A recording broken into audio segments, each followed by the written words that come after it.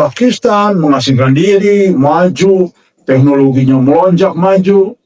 Nah, baru sadar, isu-isu dia mau dibayat sudah santer, dikepunglah 80 negara. Jadilah perang Gajwahin.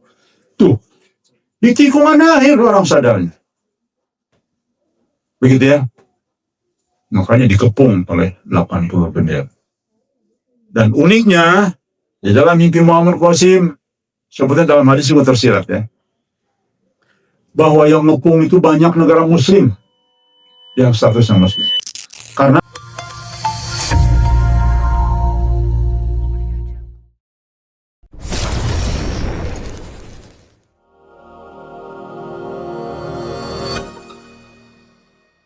koordinat kebangkitan besar Islam sering dimulai dari tempat yang tidak diperhitungkan. Inilah tema yang akan kita bahas. Mari kita belajar dari pola dan siklus sunatullah sejarah. Karena Allah sudah mengatakan sunatullah tidak akan pernah berubah. Begitulah ya, termasuk tentunya kebangkitan agama Allah. Ada 7 sunatullah sebetulnya, pola kebangkitan yang cukup jelas dan sudah kita bahas sebagian. Kali ini tematik, maka tentu harus sambung menyambung ya. Pertama, kita sama-sama tahu dimulai dari banyak petunjuk. Kita ingat Nabi Yusuf ya, mimpi ayahnya, Nabi Ibrahim ya. Terakhir Nabi Muhammad, demikian juga mimpi Nabi-Nabi sebelumnya. Juga kebangkitan khalifah-khalifah Islam yang besar juga dimulai dari ini. Itu sunatullahnya. Dan ternyata kita nih, yang sadar sedikit, baru sadar bahwa, oh betul ya, bahwa kebangkitan itu selalu dimulai dari petunjuk. Itulah Allah itu maha luar biasa. Tidak langsung ujuk-ujuk. Kasih tanda dulu, gempanya kecil-kecil dulu, ya. 4, 3, paling besar 6. Nanti makin besar. Puncaknya sampai 9,2. Kalau 9,2, maka kalaupun terjadi di Sumatera, di Padang, insya Allah kesini juga terasa. Ya. Itulah sunatullah. Termasuk petunjuk awal dari bentuk mimpi, ya segala macam. Diberi mimpi banyak. Yang kedua, didahului oleh kelompok kecil dan pemurnian iman. Ini selalu ternyata sunatullah. Silakan teman-teman pelajari. Mayoritas ya, kecuali mungkin ada hal khusus. Harus ada pemurnian dulu. Bahkan untuk sekelas Nabi saja juga begitu. Nabi Musa, Nabi Isa, hampir semua ada pemurnian.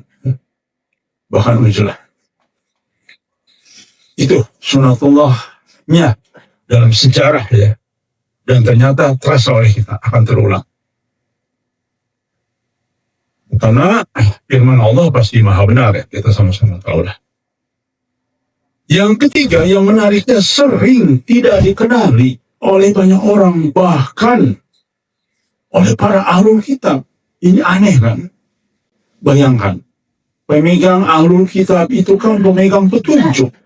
Next ke depan, pemegang nubuah, bayangkan. Ahlul kitab itu tahu nubuah tentang akhir zaman, tahu macam-macam. Tahu tentang nubuah akan ada nabi lagi selanjutnya. Semua pegang. Tapi pada prakteknya justru mereka yang tidak mengenali. Jauh. Ada apa ini? Justru yang mengenali budak-budak, bayangkan. Mengenali itu nabi, budak-budak banyak. Aneh kan? Justru yang pegang kitab, yang menunggu-nunggu, malah tidak ketemu. Malah menolak. Gitu. Dasar.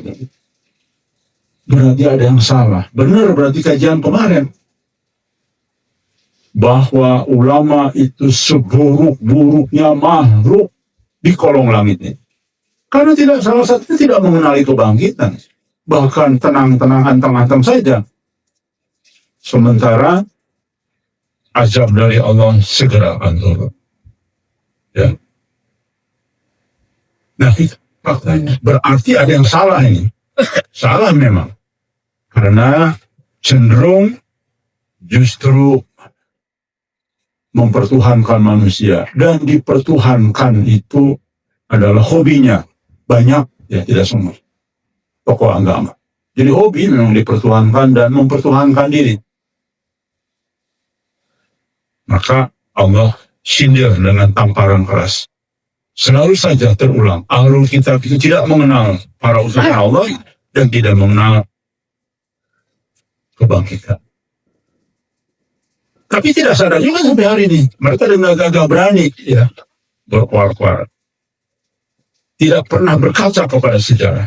Seharusnya yang menamakan diri disebut ulama saat ini kelompok itu seharusnya sadar, loh, iya ya, sejarah masa lalu para ulama tidak mengenal Nabi. Harusnya jangan-jangan saya pun tidak mengenal juga ini siapa itu utusan Allah yang terakhir, yaitu Al-Mahdi. Walaupun utusannya bukan sekelas Nabi. Kan harusnya begitu kalau tahu sejarah, pola sejarah ya. Makanya kita kasih tahu sekarang ini. Yang keempat, cirinya adalah sunatullahnya berasal dari tempat yang tidak diperhitungkan, tidak pernah diperhitungkan. Orang menduga kebangkitan Islam itu dari Timur Tengah. Ya, kenapa? Karena Timur Tengah lihat berjaya. Ada, teman sekalian, aneh ya. Saya pernah diskusi nih dengan beberapa orang, entah ketemu di bandara, entah ketemu apa, atau teman lama lah. Waktu misalkan alumni pertemuan ya. Kamu pendapatnya keliru itu, masa kebangkitan dari Indonesia? Di mana? Indonesia tidak berdaya apa. Kalau saya sih pernah ke Timur Tengah, itu Timur Tengah sudah bangkit lebih dari Eropa. Coba kebangkitan itu ukurannya dunia, coba udah salah itu. Oh, salah kamu, kita makin susah di sini. Lihat Timur Tengah, waduh, pecangkar langit semuanya di Timur Tengah, kalah semua Eropa. Gedung-gedung tinggi, semua. Mobil-mobil. Kamu kan pernah ke Belanda kemana? Banyak kan pakai sepeda. Tapi di Timur Tengah, pakai mobil yang miliaran.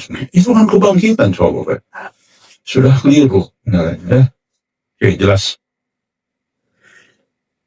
Jadi tempatnya pun tidak pernah diperhitungkan. Dipimpin oleh orang yang selalu bukan berasal dari elit. Hampir langka, jarang. Justru elit itu menjadi objek fitnah, menjadi subjek fitnah saat itu di setiap kebangkitan. Karena apa? Kemunduran berbangsa, bernegara, beragama itu justru kaum elit. Karena kaum elit lah penentu kebijakan.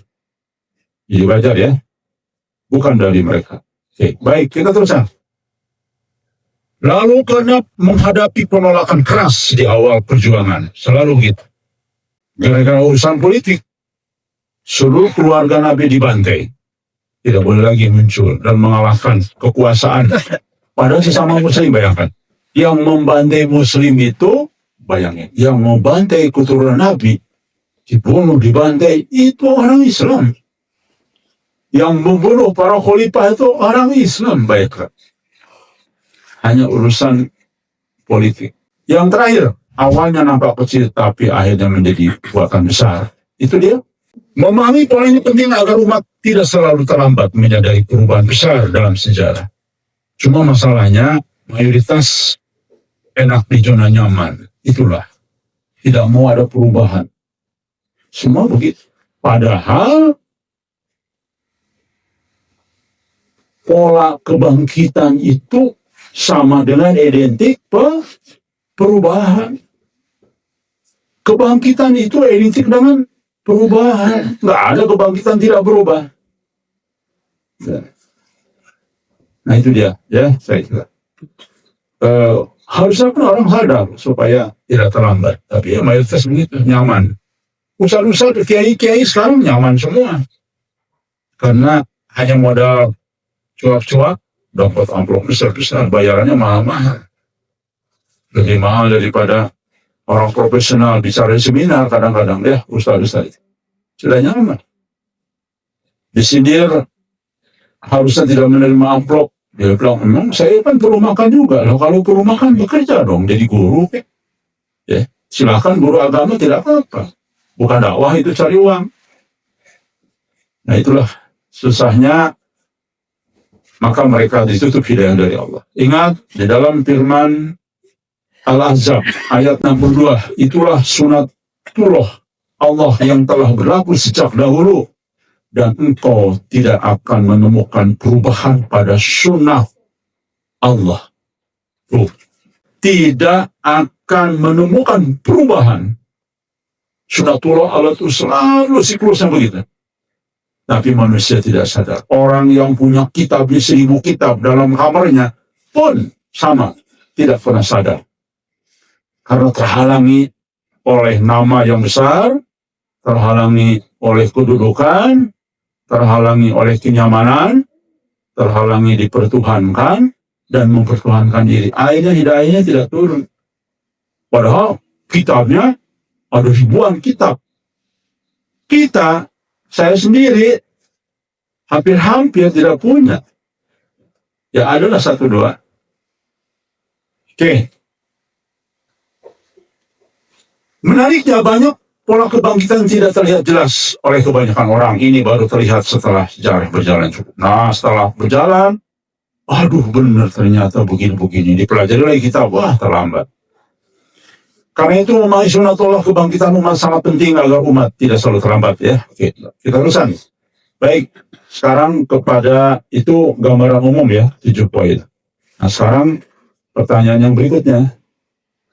Apa tadi? Sesuai temanya, mengapa koordinat? Koordinat loh, titik besar kebangkitan selalu di tempat yang tidak diperhitungkan. Baik, kenapa? Nah ini pembahasannya.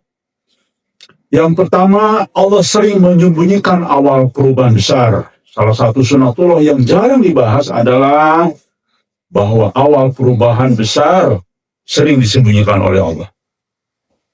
Maka ada istilah ramalan-ramalan yang sesungguhnya itu wangsit. Dengan istilah dipingit. Nah ini dia. Disembunyikan dulu oleh Allah. Kenapa kira-kira disembunyikan dulu? Tidak langsung Allah buka. Kenapa? Tadi sudah disebut. Kenapa, Sob? Dicuci dulu. Diapain? Bahasa tadi? Nih. Dimurnikan, betul. Karena tentu pemegang amanah untuk kebangkitan itu harus dibersihkan dulu dari dosa-dosanya. Punya timnya dulu. Selalu begitu, Nabi pun begitu, gak mungkin sendirian. Punya tim yang percaya dulu, yang kuat, baru Allah kasih amanah. Nih, udah waktunya. Kenapa punya tim inti, murni semua, dan semua kompak. Sebab bahaya kalau kebangkitan Islam dari orang yang baru ketemu di alun-alun, ketemu di grup, Prit, ayo di alun-alun kumpul, kita bangkit. Itu bahaya. Malah yang ada bertengkar dulu, yang ada nggak jadi berjuangnya karena bertengkar. Belum ada penyesuaian diri. Kebangkitan itu wajib kalau kita lihat dari sunatullah. Itu menyatu dulu, kelompok kecil, hatinya bersatu semua. Tidak ada lagi perbedaan, yang aneh-aneh singkirkan dulu dari situ. Baru tim intinya tuh yang bersih hatinya, bening hatinya, tidak sedikit pun tergoda dengan urusan dunia. Bahkan mungkin tim nanti itu orang yang hidupnya sederhana terus. Bahkan sampai akhir hayat. Tidak membawa dunia ke alam kuburnya. Bisa jadi begitu. Tidak punya harta secuil pun. Bahkan kalaupun kebagian ghanimah nanti, pasti akan diperuntukkan bagi umat. Karena dia mencintai umat. Melayani umat. Namun menariknya banyak pola kebangkitan itu tidak terlihat jelas ya tadi. Sudah dijelaskan. Kan itu sudah jelas ya. Oh ini kok enggak bahas lagi tadi. Hal ini terlihat pada banyak kisah Quran. Nah, dari Quran pun jelas. Belum lagi dari fakta sejarah ya. Nabi Musa lahir dari ancaman pembunuhan massal dari bayi Israel. Kan disembunyikan dulu sama Allah. Melalui istrinya kan. Melalui ratunya. Nabi Yusuf ditakdirkan menjadi pemimpin besar, masuk sumur dulu. Diuji, coba bayangkan, waduh, ngeri ya. Di penjara lagi. Ya. Nabi Muhammad begitu juga. Di Gua Hiro menyendiri, gelisah dulu. 6 bulan kan gelisah beliau. Sampai menggigil, ketakutan, macam-macam kan ya. Istrinya yang mengayomi. Terus berangkat lagi, ya. Gelisah terus. Bahkan ada hadis yang tidak diterima oleh para ulama. Hadis sangat lemah. Nabi hampir bunuh diri. Ada hadisnya. Walaupun itu ditolak oleh para ulama. Saking gelisahnya, ya artinya begitulah. Ya mirip dengan Al-Mahdi saat ini ya. Kita lihat kan, yang ada kelihatan susah. Kapan kita kelihatan senangnya dia? Ya kan? Kita masih bisa senyum-senyum di sini walaupun banyak makan singkong. Tapi lihat Al-Mahdi coba, pusing. Apa namanya? Pusing aja kelihatan. Pusing melulu. Padahal jalan-jalan doang. Berarti artinya apa? Artinya apa? Tidak ada ketenangan karena belum masuk sekolah umat. Ya, baik. Demikian. Ini menunjukkan satu pola tadi.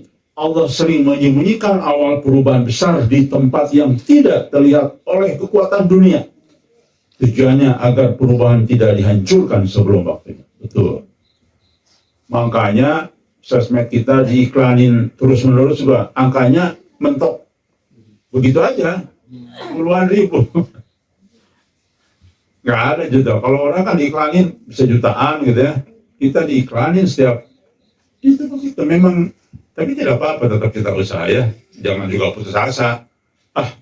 Videonya yang nonton itu aja, nggak usah bikin video. Oh, juga bukan gitu juga. Ya. Oke. Makanya saya tidak pernah bosan. Iklankan. Siapa tahu pintu itulah pintu hidayah bagi orang. Lumayan kan kita iklanin, habis nomor 1000 kan rata-rata iklan tuh. Lumayan, ada 2 biji aja yang percaya. Waduh, pahalanya apa? Lebih seisi dunia ini, bayang. Ya. Cuma nomor 1000, tapi modalnya nomor 1000, tapi pahalanya seisi dunia ini. Ini. Oke. Yang kedua, pusat peradaban zona nyaman justru sering menjadi tempat kematian peradaban. Nah, ini dia. Jadi kalaupun nanti di sini adalah zona peradaban, bukan, kalau ini peradaban zona nyaman ya. Justru sering menjadi kematian. Kenapa? Ini kan pertanyaan, kenapa kok koordinatnya di tempat yang tidak dikenal orang? Karena apa? Karena pusat peradaban yang sudah maju justru menjadi sering tempat kematian peradaban. Itu maksudnya. Ini perspektif yang jarang dibahas dalam sejarah. Pusat peradaban sering justru menjadi tempat kemunduran moral dan spiritual. Iya betul. Islam itu kan berjaya dulu, tapi semua terbelit dengan hubu dunia. Akhirnya hancurlah di situ. Ya. Contohnya Romawi runtuh ketika kota-kota besar penuh kemewahan. Dinasti Abbasiyah akhirnya lemah karena kemewahan dunia. Misalkan di kota Baghdad kan terkenal tuh di zaman Abbasiyah ya, wah, kota 1001 malam, dan kota-kota lainnya juga. Akhirnya disitulah runtuh ya, karena sudah ke materi semua ukurannya. Banyak kerajaan Islam runtuh karena kemewahan elitnya. Nah itu contoh kan. Jadi mengapa kok Allah menentukan koordinat di tempat yang tersebut ya? Ibnu Khaldun menjelaskan bahwa peradaban yang terlalu mapan sering kehilangan kekuatan asabiah ya, daya juang sosial, bukan asabiah, maaf. Berikutnya, karena itu kebangkitan sering datang dari pinggiran peradaban, bukan pusat. Jadi jangan berharap keliru kalau kebangkitan dari Timur Tengah sangat amat salah. Justru tanda apa? Kehancuran. Yang ketiga, kenapa tempat kecil melahirkan manusia besar? Itu sunatullah. Ya, lingkungan sederhana, zona tidak nyaman sering melahirkan manusia yang lebih kuat. Banyak tokoh besar lahir dari lingkungan yang jauh dari kemewahan. Betul. Dulu saya ingat teman sekalian, waktu saya sekolah nih ya, dari SD, SMP, SMA sampai kuliah, yang pintar-pintar itu orang susah. Yang datang pakai motor, bahkan pakai mobil, itu on biasanya, nyontek. Iya betul. Bahkan banyak temennya itu. Saya juga pernah nyogok soalnya. Bahasa Inggris saya ingat ya. Kuliah saya nggak lulus bahasa Inggris. Aduh, nilainya 3 lagi, 3 lagi. Kata orang lain, kamu kan ketua wakil ketua senat, masa kamu nggak bisa? Gimana? Kata saya kan dulu lempeng-lempeng aja. Udah datang, saya ingat Pak Gatot almarhum ya. Pak Gatot kan guru dosen saya bahasa Inggris. Udahlah, apa yang diperlukan sama dia, gitu ya, iya. Gitu aja. Dia, ini mobil, dia ajarin sama teman itu. Karena dia juga begitu. Lihat ban mobil udah gundul ya. Udah benar saya bilang, Pak Gatot, itu bannya sudah gundul. Gimana kalau saya yang beliin lah, buat ada rezeki. Gitu. Sambut bergayung tangan. Apa namanya? Gayung bersambut. Ya bolehlah.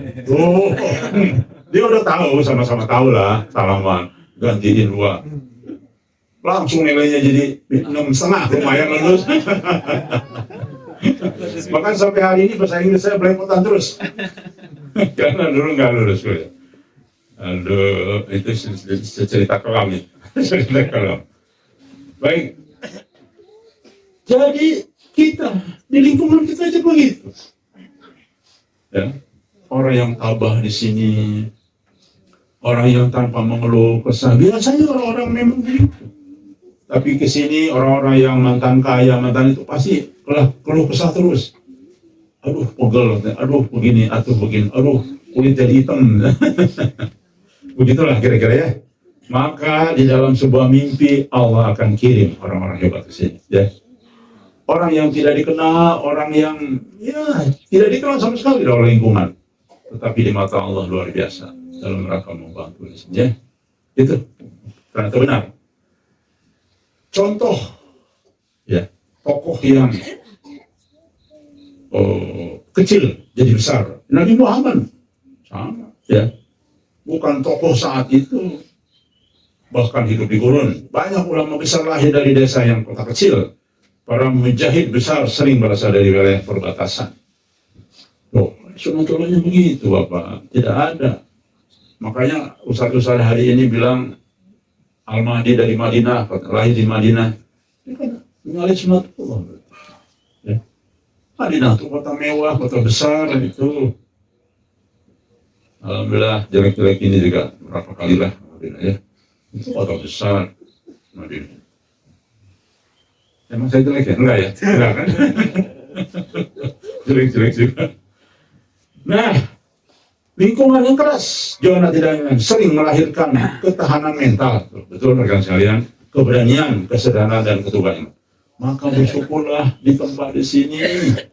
Tidak mungkin kita ikut bagian dari tim kebangkitan kalau kita hidup di kota, di zona nyaman. Ganti-ganti mobil terus, nggak mungkin. Menyalahi sunatullah, sunatullahnya begini, baca silakan. Dibolak-balik juga, insya Allah begini. Beruntunglah kita semua ya. Maka wajar ada mubasyirat yang bermunculan, bahwa dari sinilah Allah akan membangkitkan. Wajar. Tidak aneh ya. Karena begini sunatullahnya. Timnya tuh harus dididik dulu, keberaniannya, ketahanannya, kesederhanaannya, tidak hubudunya, bahaya. Kalau ini semua di sini dapat kekuasaan, hubudunya semua hancur lagi kita. Berhubung kekayaan. Maka nanti insya Allah lulusan orang-orang yang bergerak dalam kebangkitan Islam yang tadi mana dia tidak suka dengan harta. Percaya saja. Insya Allah dia tidak suka.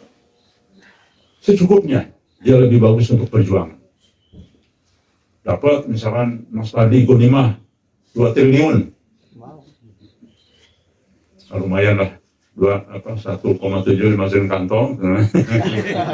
Enggak, kebalikan ya. Kalau pejuang begitu. Nabi contoh, Siti Khadijah contoh, wah banyak sekali ya pejuang-pejuang Islam. Para sahabat juga begitu, menghabiskan. Dan kami memang hobi di dalam perjuangan. Sementara kemewahan zona nyaman sering melahirkan kelemahan spiritual. Tuh rekan-rekan sekalian di kamar sebelah, ayo Al-Mahdi sadarlah ya. Anda harus sekolah Umar dulu, sekolah yang tegas. Seandainya ditakdirkan oleh Allah di sini, kita akan tegas ke dia. Belajar sholat, puasa, Senin Kamis. Awas kalau enggak. Kawal terus, Mas.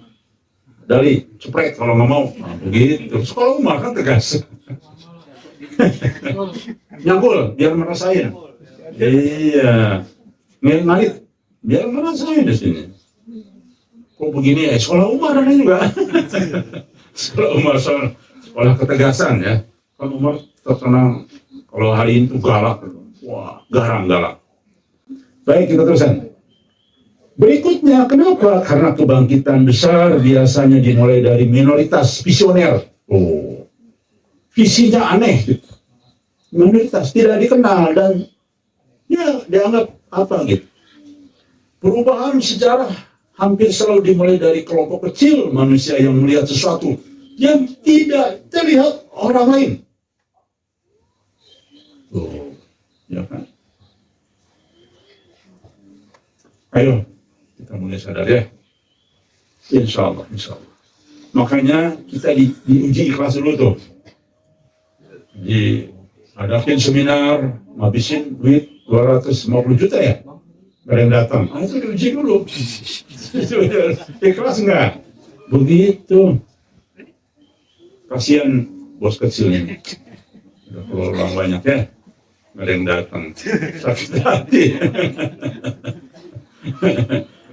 Nah, tapi itu tidak terlihat orang.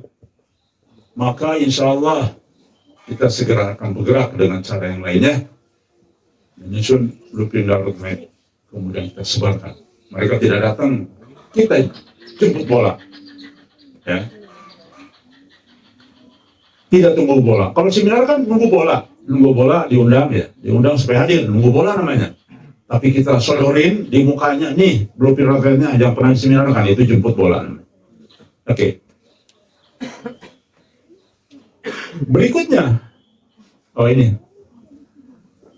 perubahan sejarah hampir dimulai dari kelompok kecil manusia yang melihat sesuatu yang tidak dilihat orang-orang banyak. Contohnya para sahabat awal ya, sama begitu. Para pengikut awal gerakan pemberontak Islam. Para ulama yang memulai reformasi pemikiran. Bahkan para ulama yang memulai reformasi pemikiran hampir semua dipenjara. Oleh siapa? Oleh penguasa Islam sendiri. Banyak kan?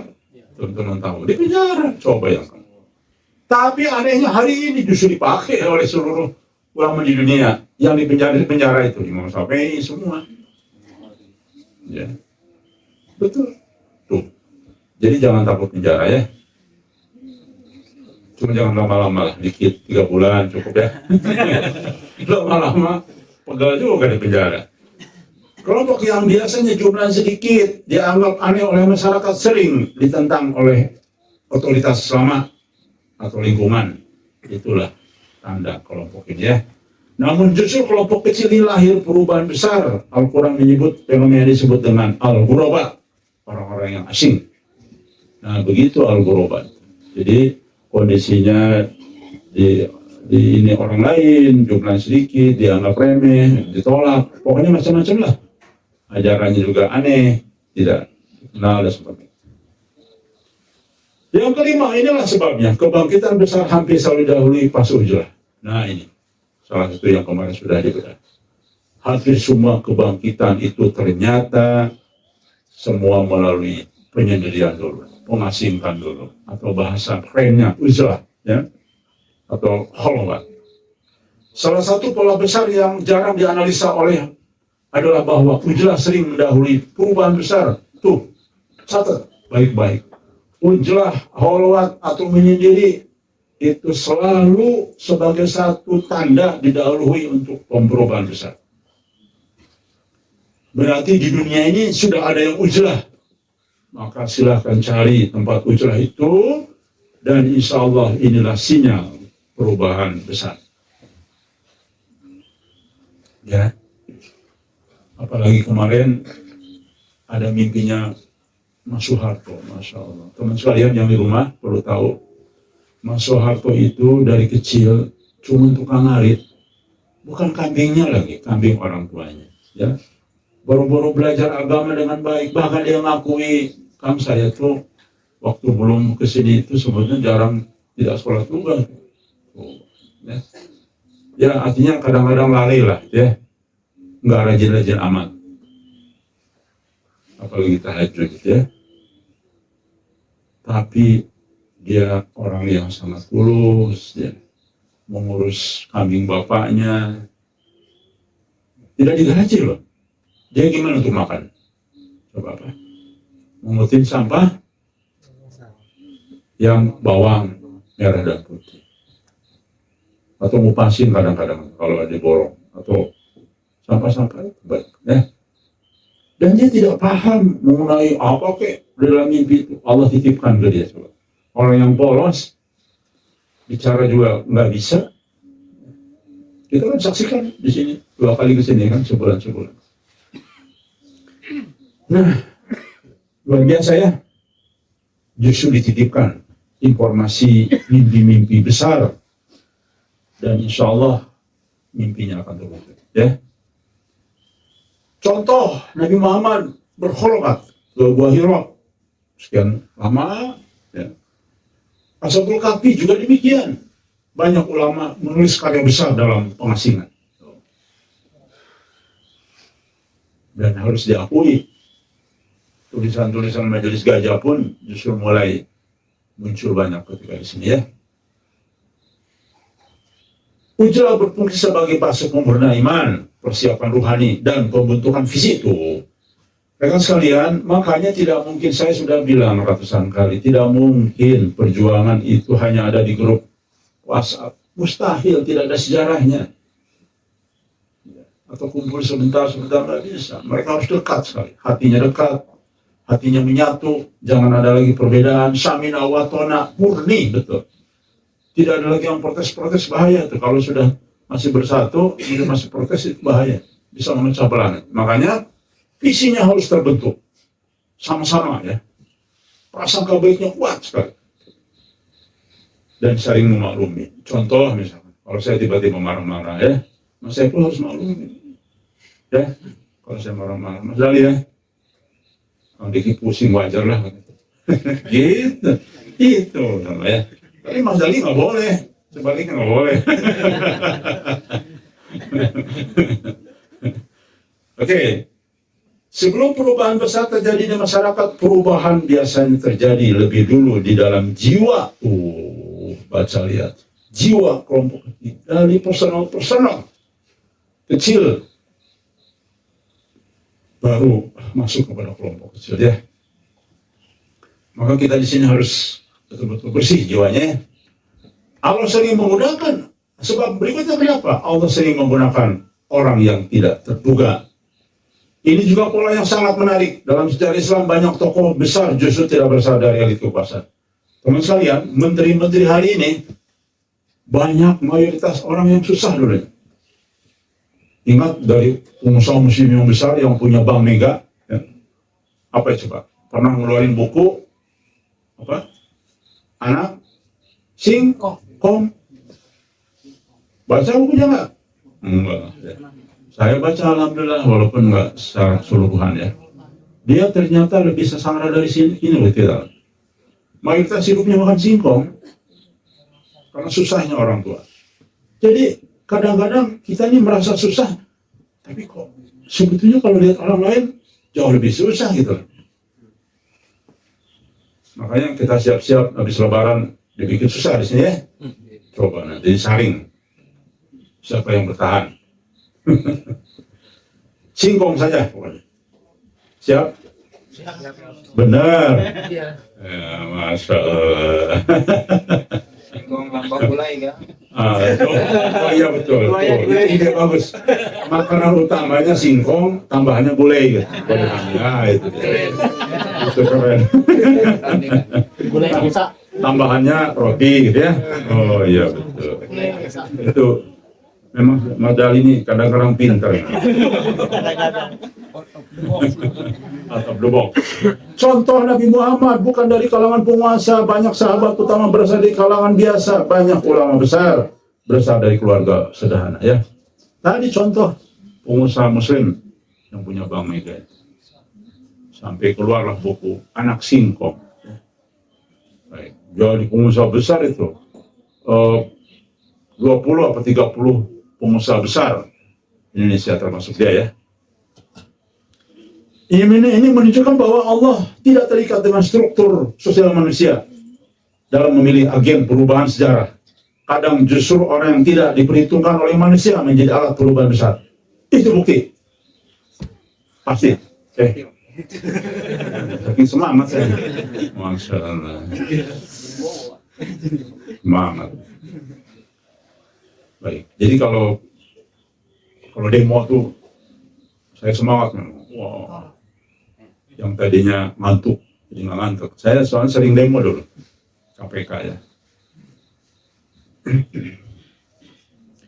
Yang ketujuh, alasannya kenapa tempat kecil memilih keunggulan strategis. Kenapa? Jika dilihat secara strategis, tempat kecil memiliki keberadaan keunggulan, tidak terlalu diawasi kekuatan dunia. Betul. Apa gajah? Cuman segelintir mau gimana kata mangkat senjata katanya. Begitu kan pikiran mereka selalu begitu kan? Fisik itu. Apa gajah?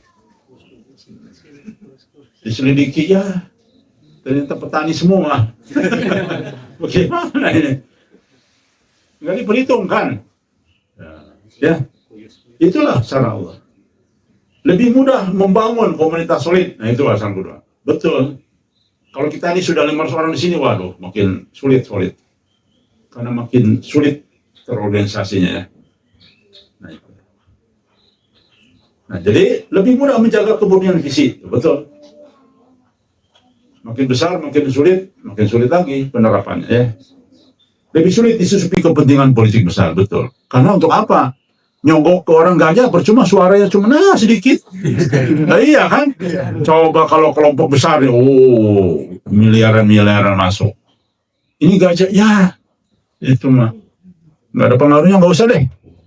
Minta sumbangan 50.000 juga nggak usah dikasih. Ngapain? Nggak ada suaranya itu, kira-kira gitulah ya. Karena itu banyak gerakan perubahan lahir dari desa, wilayah perbatasan, komunitas kecil, dan tempat ujilah. Ini sudah masyhur di dalam sejarah ya. Yang ke-8, kenapa? Karena kebangkitan besar selalu dimulai dari perubahan tak terlihat oleh orang lain. Artinya dipinyit. Gitu ya. Makanya satrianya pun satria ini. Artinya tidak terlihat sama orang. Bukan berarti dia belum koar-koar. Belum dia bergerak, bukan. Pergerakan nggak mungkin bisa labim, nggak ada itu. Cuman orang tidak sadar, sesungguhnya kelompok ini yang akan membangkitkan. Tapi ya tadi, tidak sadar. Salah satu rahasia sejarah adalah bahwa perubahan besar biasanya dimulai jauh sebelum dunia menyadari itu. Betul rekan sekalian, Nabi itu dari kecil sudah tahu, sudah ada yang tahu. Sudah kelihatan sifat-sifat kenabiannya, bayangkan belum jadi nabi. Selalu begitu, ya. Makanya Al-Mahdi sudah muncul sejak 2014, membawa banyak petunjuk, tapi diabaikan, diingkari, bahkan diledek, dihina dan sebagainya. Selalu bohong kalau ada tiba-tiba Al-Mahdi muncul di Madinah. Bagaimana coba? Nggak masuk akal lah. Ayolah, beragama itu juga harus dengan akal sehat juga. Oke, jadi sesungguhnya Al-Mahdi sudah muncul, sudah menyampaikan beritanya, petunjuknya, tapi manusia sudah terlanjur begitu. Pada awalnya hanya sedikit orang yang melihatnya, banyak orang yang meremehkannya, bahkan sebagian orang menentangnya. Ya, begitulah sunatullah daripada sejarah. Titik koordinat kebangkitan ya. Namun ketika perubahan sudah mencapai titik tertentu, barulah dunia menyadarinya. Seperti biji kecil yang tumbuh menjadi pohon besar. Mirip contoh Al-Mahdi, walaupun nanti sudah bangkit di sana, tetap aja dianggap sepele. Kan pasti orang tahu lama-lama Muhammad Qasim Al-Mahdi sekarang berkuasa di Pakistan, tetap aja dianggap sepele. Masa Al-Mahdi jadi presiden? Bahkan nggak mungkin. Justru Al-Mahdi itu menentang negara, nggak disadari tetap. Nah, setelah Pakistan mengasingkan diri, maju, teknologinya melonjak maju, nah baru sadar, isu-isu dia mau dibayat, sudah santer, dikepunglah 80 negara, jadilah perang Gajwahin. Tuh, di tikungan akhir orang sadarnya. Begitu ya. Makanya dikepung oleh 80 bendera. Dan uniknya, di dalam mimpi Muhammad Qasim, seperti dalam hadis juga tersirat ya, bahwa yang ngepung itu banyak negara muslim yang statusnya muslim. Karena apa coba? Tidak mau diganggu zona nyamannya. Waduh, ya kalau dia benar Al-Mahdi, berarti keluarga gue runtuh nih semua. Ya, begitulah makanya banyak pengkhianat ya. Itu di dalam mimpi Qasim ada ya.